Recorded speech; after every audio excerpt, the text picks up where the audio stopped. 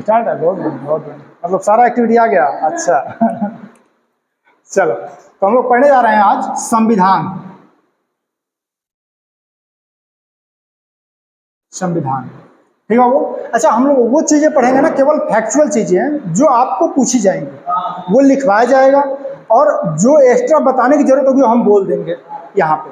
Clear है ना? ज्यादा इर्द गिर्द पढ़ेंगे तो टाइम हम लोग का ज्यादा लग जाएगा और बोरिंग क्लास हो जाएगा तुम लोग के लिए। तो हम लोग पढ़ेंगे संविधान। तो सबसे पहले हम ये जानेंगे कि हमारा संविधान जो था वो कब लागू हुआ। तो 26 नवंबर 1949, 26 नवंबर 1949 को हमारा संविधान बन के तैयार हुआ।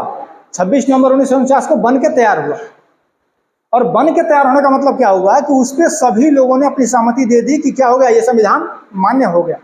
अब ये बात आती है कि ये लागू कब हुआ। ये क्या हुआ, वो बन के तैयार हुआ, ये क्या हुआ, लागू हुआ 26 जनवरी 1950। 26 जनवरी 1950 को हमारा संविधान बन के लागू हुआ, ये बन के तैयार हुआ।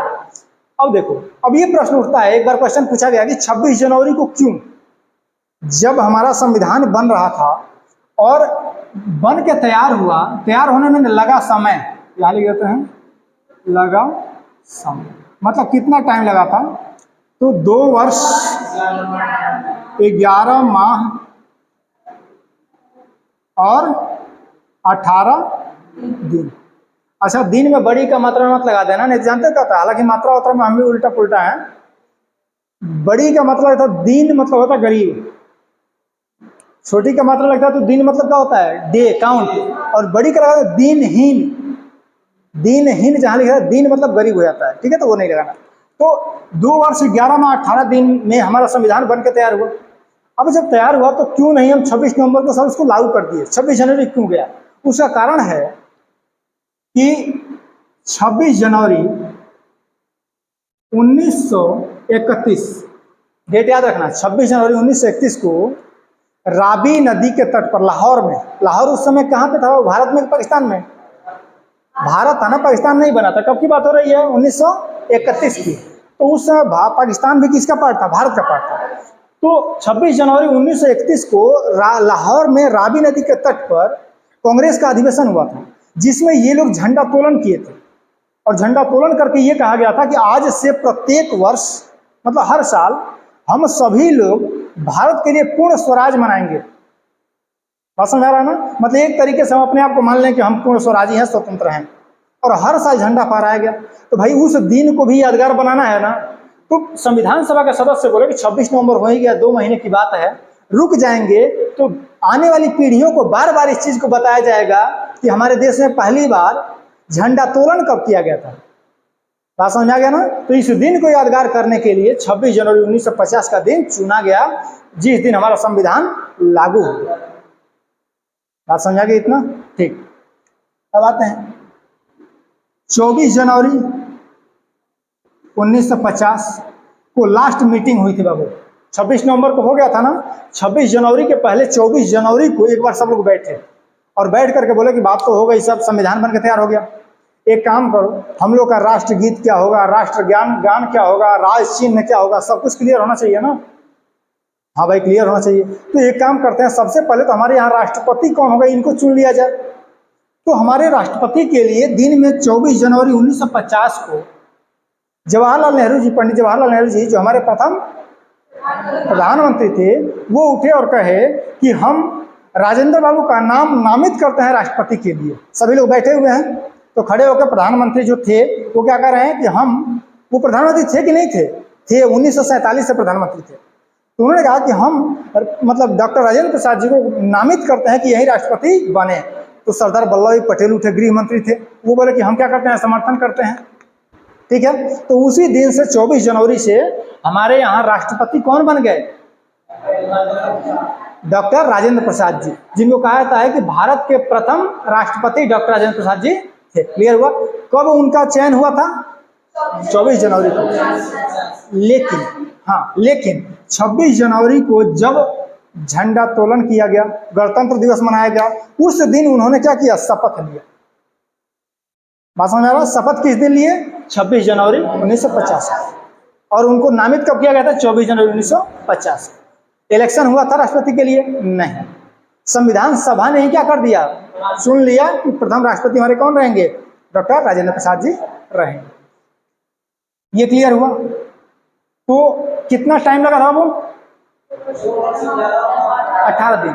और पैसा कितना लगा था ये भी देख लेते हैं।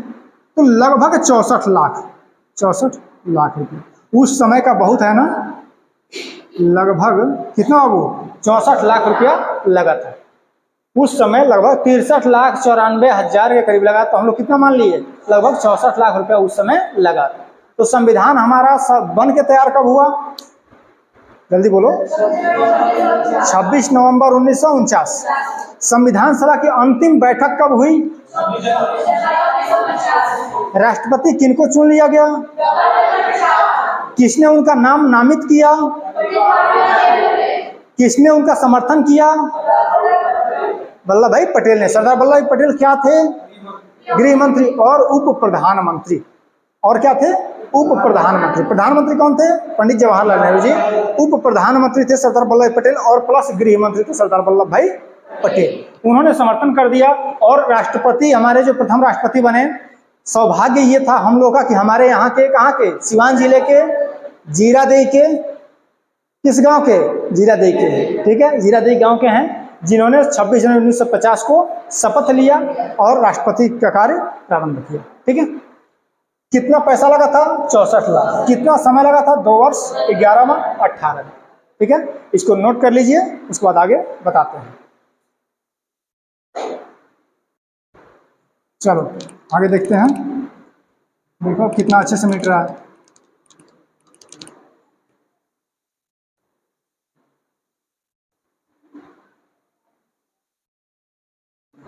हो गया। अब हम लोग देखेंगे बाबू। देखो यहाँ पे हमारा जब संविधान बनकर तैयार हुआ था तो उसमें क्या क्या था। जैसे एग्जाम्पल हम ले लें, हमारे पास कोई बुक नहीं है, चलो एक है, इसको दिखा देते हैं हम।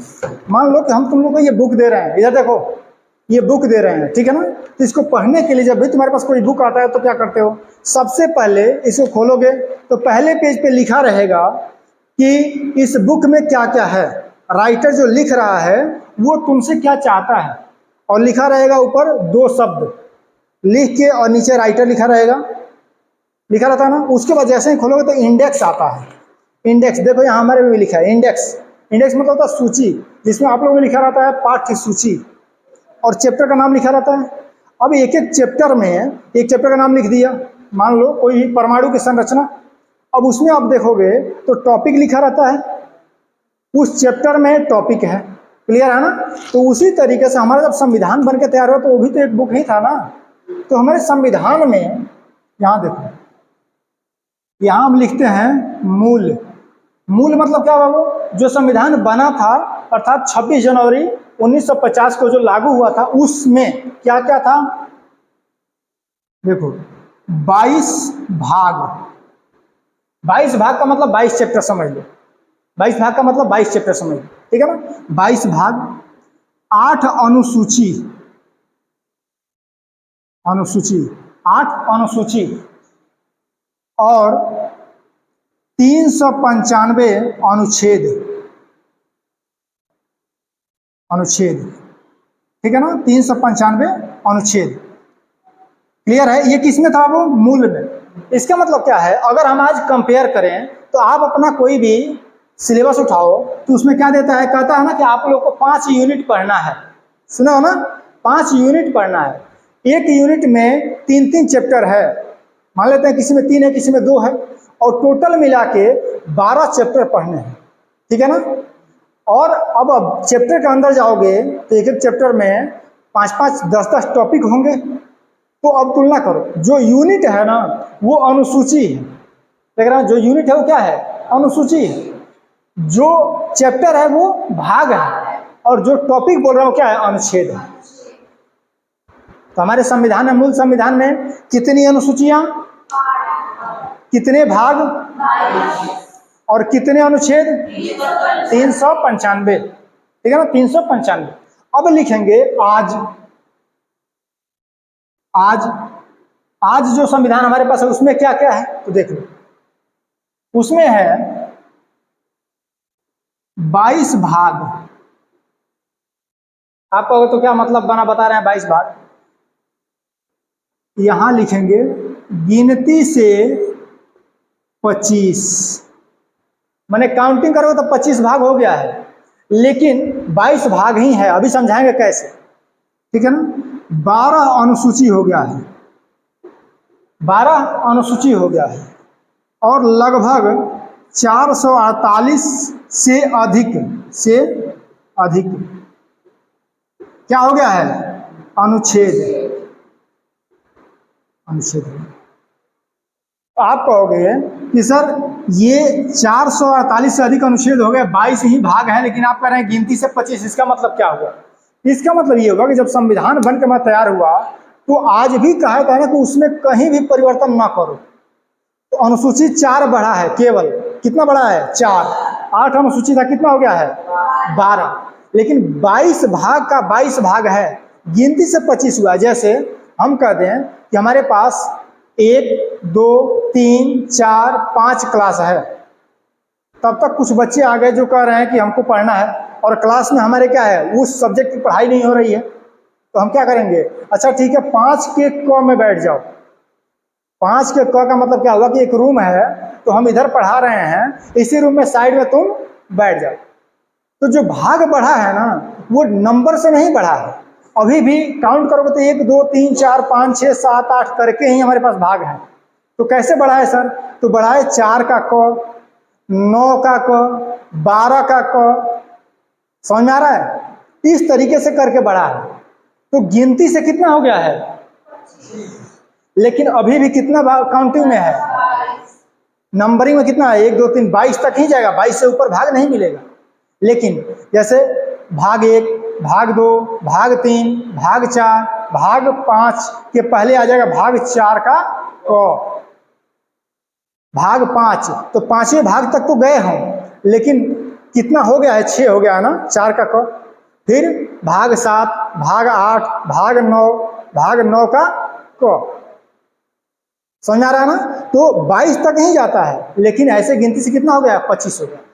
अब इसमें आते हैं तो मूल रूप से आज भी कितना है, 395 ही है। 396 आर्टिकल नहीं लिखा गया है। आर्टिकल होता है अनुच्छेद का इंग्लिश, ठीक है ना। देखो भाग को कहते हैं पार्ट्स, अनुसूची को कहते हैं शेड्यूल, और अनुच्छेद को कहते हैं आर्टिकल, ठीक है ना। तो अभी भी काउंटिंग से 395 396 नहीं हुआ है, गिनती से 300 मतलब 450 से ऊपर चला गया है। आप कैसे गिनती से वही हुआ है, 14 का क, 19 का क, 40 का क, ऐसे कर कर क्या किया गया है, जोड़ा गया है। और ये हम लगभग क्यों लिखते हैं, आज पढ़ा रहे हैं, कल संशोधन करके एक आर्टिकल निकाल देंगे लोग संसद भवन में। संसद भवन में हमेशा क्या होता रहता है, विधेयक पारित होता रहता है, कानून बनता रहता है। तो कानून बनता रहता है तो न तो ये बदलता है, न तो ये बदलता है। कानून बनता रहता है तो किसकी संख्या बढ़ती है, अनुच्छेदों की संख्या बढ़ती रहती है। तो अगर कोई कहे अच्छा गिनती से कितने अनुच्छेद, तो 395 आज भी है। गिनती से कितने भाग, तो 22 भाग आज भी है। सॉरी कितने भाग, तो 22 भाग हैं। और ऐसे गिनती से कितना है, 25 है। तो मूल रूप से अभी भी कितने अनुच्छेद, 395 है, लेकिन गिनती से कितना हो गया है। इसको समझा दोगे, अगर कोई पूछेगा कैसे क्या होता है गिनती से, तो कह देना कि हम लिखे हैं, जैसे मान लो 1 2 3 4 5, हमारे पास 5 ही है। समझ में आ रहा है ना।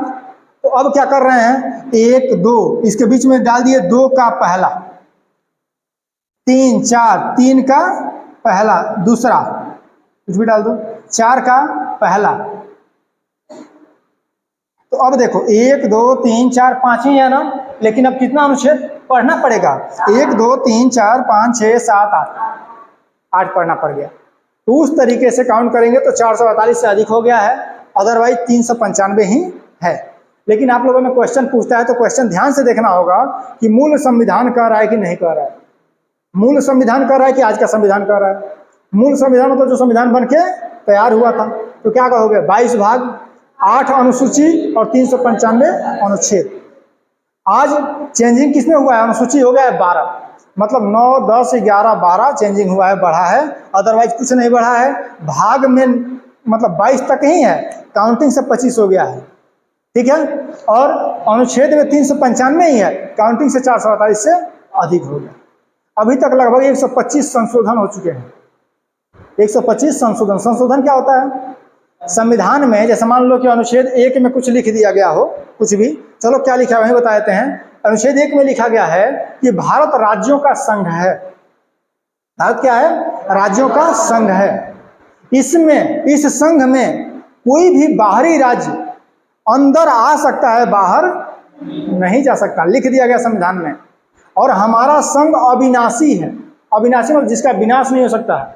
तो जो लोग कहते हैं भारत के टुकड़े होंगे, वो अभी संविधान पढ़े नहीं है। तब देखो, भारत का टुकड़ा कब हो सकता है? जब संविधान खत्म होगा, और संविधान खत्म हो नहीं सकता है। समझ आया? तो भारत का टुकड़ा नहीं हो सकता है। क्यों? भारत के टुकड़े तब होंगे जब संविधान टूटेगा। और संविधान के पहले आर्टिकल में, संविधान के पहले अनुच्छेद में, भाग पहला, संविधान का पहला भाग का पहला अनुच्छेद, पहला भाग मतलब पहले चैप्टर, उसका पहला मतलब टॉपिक ही लिखा हुआ है, पहला अनुच्छेद, कि भारत राज्यों का क्या है? संघ है। संघ, जैसे हमारा क्लास टीचर और स्टूडेंट क्या है? संघ है। और यह संघ जो है ना, वो अविनाशी है। अविनाशी में जिसका विनाश कभी भी नहीं हो सकता। इस संघ में बाहर से कोई राज्य आ सकता है। मतलब पाकिस्तान का हम भारत में मिलेंगे, आजा भारत में मिला लेंगे, हम नेपाल का मिला लेंगे, लेकिन इसके अंदर आने के बाद कोई बाहर नहीं जा सकता है। आने का रास्ता है, जाने का रास्ता नहीं होता है। ये अनुच्छेद 1 में लिखा गया है। अब कुछ इसमें अगर संशोधन करना हो कि आ सकते हैं, लेकिन हम पाकिस्तान को नहीं लेंगे। भारत सरकार मान लो कह रहा है कि हम, मतलब पहला अनुच्छेद क्या कह रहा है कि भारत संघ है, उसमें कोई भी राज्य बाहर से आ सकता है, कोई भी क्षेत्र आ सकता है। और भारत के पब्लिक, भारत के संविधान मतलब जो निर्मात्री हैं, संसद भवन में बैठे हुए हैं, वो लोग कहें नहीं, पूरे विश्व का कोई भी क्षेत्र भारत में आ जाएगा, लेकिन हम पाकिस्तान को नहीं लेंगे। तो इस अनुच्छेद में क्या करना पड़ेगा? संशोधन। लिखा जाएगा भारत राज्यों का संघ है, यह अविनाशी है, इसका विनाश नहीं हो सकता है, इसमें बाहर से कोई भी राज्य आ सकता है। और वहां ब्रैकेट में लिख दिया जाएगा अनुच्छेद 1 का क, पाकिस्तान को छोड़कर, क्लोज हो गया। तो अनुच्छेद 1 बढ़ गया ना। अच्छा, पाकिस्तान को छोड़ना नहीं है, हमारा ही मतलब भाई है ना, आएगा तो ले लिया जाएगा। हम ऐसे समझाने को तुम लोग को बता दिए। पाकिस्तान आए तो स्वागत है, आज भी मतलब ले लेंगे कि नहीं? हम लोग ले लेंगे, तैयार हैं, ठीक है। अरे हजम कर जाएंगे, पता भी नहीं चलेगा। ये समझ में आ गया? तो इसको नोट कर लो। मतलब अनुच्छेद कितने हैं? अच्छा, ये जितना है ना, सब क्वेश्चन है, सब क्वेश्चन बना हुआ है। चलो मिटा लेंगे तो। चल,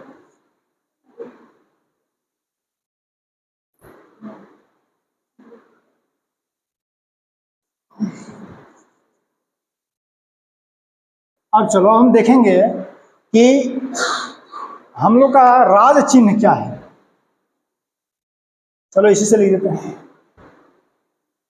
राज चिन्ह, ठीक है ना, राज चिन्ह। तो राज चिन्ह कोई बताया क्या है? स्मृति चिन्ह। ये क्या है जी? हम लोग का राज चिन्ह है अशोक स्तंभ। क्या है? अशोक स्तंभ। अब अशोक स्तंभ जो है, देखे हो कभी अशोक स्तंभ? देखे हो ना? चलो बताओ, अशोक स्तंभ में कितने जानवर हैं? अशोक स्तंभ में कितने जानवर? हाँ बताओ, खड़े होकर बताना है। कौन कौन? ये नहीं पता, बैठ जाओ। कितने जानवर हैं? कौन कौन?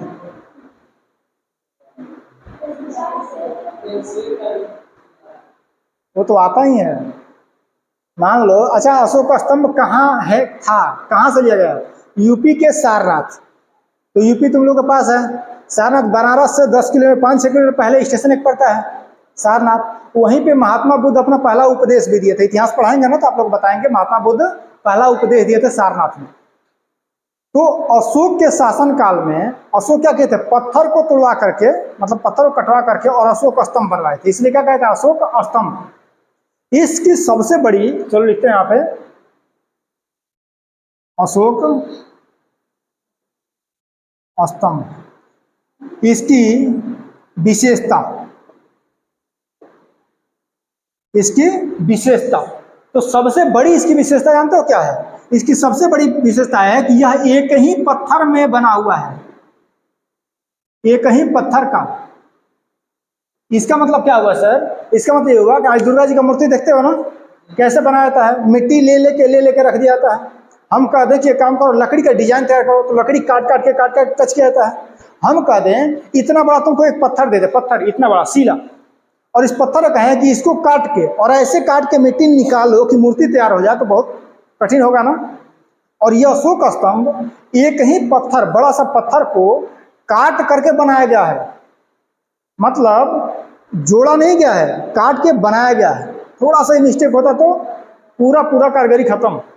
तो अशोक स्तंभ किसने बनाया था? अशोक ने बनाया था। कहाँ लगा था? सारनाथ में। सारनाथ कहाँ है? यूपी में है, बनारस के जस्ट पहले। इसकी विशेषता क्या है? एक ही पत्थर का है। सबसे बड़ा विशेषता याद रखना, एक ही पत्थर का। अब देखेंगे कि इसमें जानवर कितने हैं। मान लो अशोक आ जाए आज और आकर तुम उससे पूछे कितने जानवर थे, तो क्या कहोगे? चार जानवर थे। चलो देखो यहाँ, इसमें 4 सिंह हैं, 4 सिंह की आकृति दिखती है। ध्यान से देखो, ऊपर किसकी? 4 सिंह की। आप देखोगे ना, ऐसे करके सिंह दिखेंगे सब 4। तो देखो कैसे दिखता है, एक इधर, एक इधर, एक इधर। इस साइड वाला दिखता नहीं है। जैसे मान लो कि ये पेन है, इधर देखो, बात नहीं, ये मार्कर है। अब हम इसके इधर इधर इधर और इधर 4 सिंह बना दें, और इधर किधर भी करेंगे तुमको कितना दिखेगा? 3 ही दिखेगा, नहीं दिखेगा। तो जो सारनाथ का स्तंभ है उसमें 4 सिंह हैं, 3 दिखता है, एक नहीं दिखता। और चारों सिंह एक दूसरे की तरफ पीठ करते हुए बैठे हैं। क्लियर हुआ? उसके जस्ट नीचे आओगे, उसके नीचे सबसे मतलब उसके नीचे आओगे तो आपको मिलेगा 4 जानवर, 4 जानवर। अब ये 4 जानवर पूछा गया कई बार कौन कौन से हैं।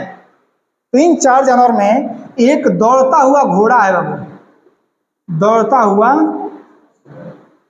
घोड़ा, ठीक है। दूसरा एक वृषभ है। ये जानवर देखे हो? वृषभ नहीं देखे हो? अरे बहुत बड़े बड़े होते हैं, 2 सिंह होता है। बैल को कहते हैं, किसे कहते हैं? वृषभ मतलब बैल। तो एक दौड़ता हुआ घोड़ा है, क्या है? वृषभ है। एक सिंह है, एक सिंह है और एक हाथी है। ये 4 जानवर कहाँ हैं? अशोक स्तंभ के नीचे, 4 जो सिंह है उसके नीचे। और इन दोनों के बीच में एक चक्र है, चक्र, अशोक चक्र जिसे कहते हैं।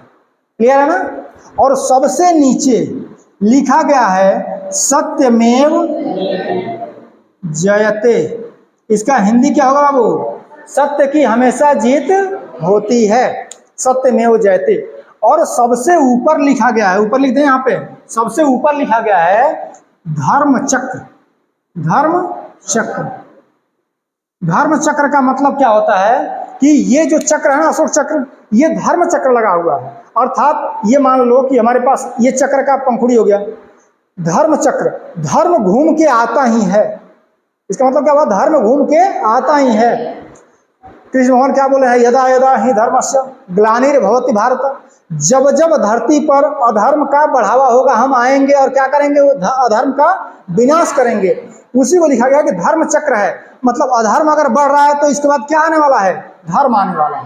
तो अशोक स्तंभ में सबसे ऊपर क्या लिखा गया है? धर्म चक्र। इसकी विशेषता क्या है? यह एक ही पत्थर का है, इसमें कहीं जोड़ाव उड़ाव नहीं है। ये नहीं कि चिकनी मिट्टी से जोड़ के पत्थर को बनाया गया है।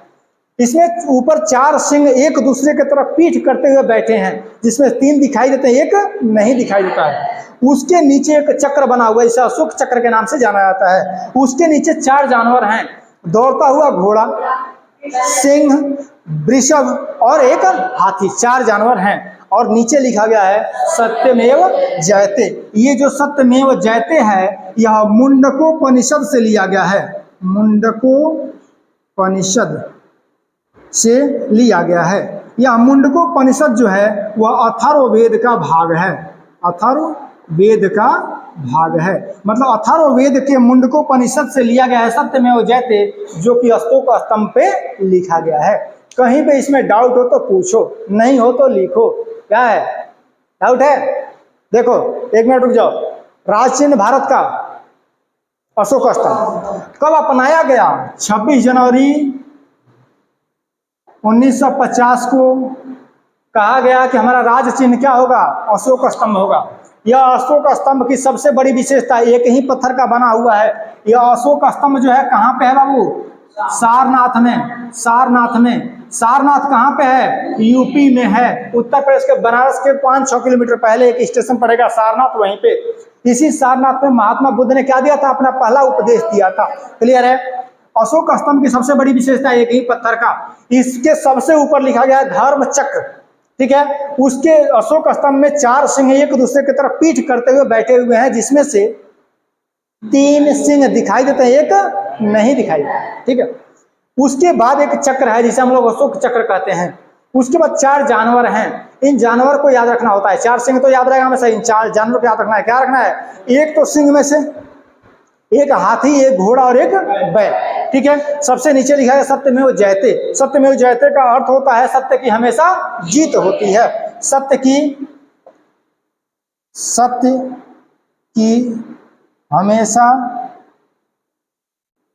जीत होती है। और यह सत्यमेव जयते कहां से लिया गया है? मुंडकोपनिषद से। मुंडकोपनिषद किसका पार्ट है? अथर्ववेद का।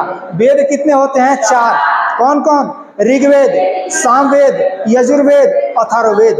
ठीक है? उसमें से अथर्ववेद सबसे लास्ट वाला नया वाला है, जिसका पार्ट है मुंडकोपनिषद। और मुंडकोपनिषद से लिया गया सत्यमेव जयते। एक एक शब्द सब क्वेश्चन है। अब लिख लो, अब नहीं बोलेंगे। चल अब देख रहा कितना अच्छा मिट रहा है।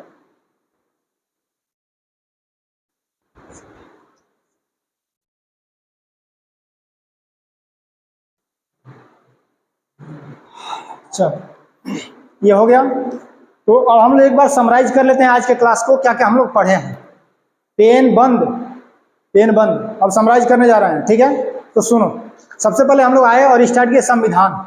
तो संविधान में स्टार्ट किए कि संविधान हमारा बन के तैयार कब हुआ? कब तैयार हुआ? 26 नवंबर 1900। अच्छा, अगर पूछा जाए संविधान कब पारित हुआ? 49 को। पारित का मतलब क्या होता है? सब लोग पास कर दिए। ठीक है ना? तो 26 नवंबर 1949 को। संविधान सभा की अंतिम बैठक कब हुई? 24 जनवरी 1950 को। ठीक है ना? प्रथम राष्ट्रपति कब चुने गए? 24 जनवरी 1950 को। राष्ट्रपति के नाम को किसने मतलब नामित किया? पंडित जवाहरलाल नेहरू। किसने समर्थन दिया? सरदार वल्लभ भाई पटेल। ठीक है? संविधान हमारा कब लागू हो गया? 26 जनवरी 1950। ठीक है? हमारे मूल संविधान में कितने भाग थे? 22 भाग। बहुत अच्छा। मूल संविधान में कितनी अनुसूचियां थी? 8 अनुसूची। बहुत बढ़िया। और मूल संविधान में कितने अनुच्छेद थे? 395। आज हमारे पास कितने भाग हैं? और गिनती से कितने हैं? 25। बहुत बढ़िया। और हमारे पास कितने अनुसूची हैं आज? 12। 4 बढ़े हैं, 9, 10, 11, 12। और कितने अनुच्छेद हैं? गिनती से 448 से अधिक, और ऐसे अभी भी 395। मतलब 396 अनुच्छेद कहीं आपको नहीं मिलेगा। क्लियर है ना? उसका पार्ट करके हमको जोड़ा गया है। उसके बाद हम लोग देखें कि 26 जनवरी 1950 को हमारे देश का राष्ट्रीय प्रतीक अर्थात राज चिन्ह एडॉप्ट किया गया, मतलब बना लिया गया। किसको लिया गया? अशोक स्तंभ को। अशोक स्तंभ कहाँ स्थित था? सारनाथ में। मतलब वहां से लेकर के और ले लिए लोग? नहीं, वहीं पे है। ठीक है ना? सारनाथ में अशोक स्तंभ है, मतलब माना गया। तो अशोक स्तंभ हमारा क्या बन गया? राज चिन्ह। ठीक है? अशोक स्तंभ में कितने मतलब सिंह बैठे हैं ऊपर? एक दूसरे की तरफ पीठ करते हुए 4 सिंह बैठे हैं। ठीक है ना? उसमें से 3 दिखाई देता है, एक नहीं दिखाई देता। उसके नीचे आते हैं तो अशोक चक्र है। उसके नीचे आते हैं तो 4 जानवर हैं। कौन कौन से? बहुत बढ़िया। वृषभ, हाथी, सिंह और कौवा। दौड़ता हुआ घोड़ा। हाँ, कौवा कौन कर रहा है जी? दौड़ता हुआ घोड़ा। 4 जानवर हो गए। उसके नीचे लिखा गया है सत्यमेव जयते। सत्यमेव जयते का अर्थ क्या होता है? सत्य की हमेशा जीत होती है। अशोक स्तंभ में सबसे ऊपर लिखा है धर्म चक्र। इसका मतलब धर्म घूमता रहता है, उसका चक्र घूमता रहता है। आज अधर्म है, कल धर्म आएगा। ठीक है। सत्यमेव जयते कहां से लिया गया है? मुंडकोपनिषद से। मुंडकोपनिषद किसका पार्ट है? अथर्ववेद का। वेद कितने प्रकार के? कौन कौन? ऋग्वेद, सामवेद, यजुर्वेद, अथर्ववेद। सबसे पुराना वेद ऋग्वेद, सबसे नया वेद अथर्ववेद। ठीक है। तो ये आज का क्लास हम लोग समाप्त होता है। कल हम लोग आएंगे तो देखेंगे हमारा राष्ट्रीय झंडा, राष्ट्रगान और राष्ट्रगीत क्या है और कैसे हम लोग अडॉप्ट किए और किस प्रकार का हमारे संविधान में लाया गया। तो आज के लिए बस इतना ही। बहुत बहुत धन्यवाद। बंद कर दो।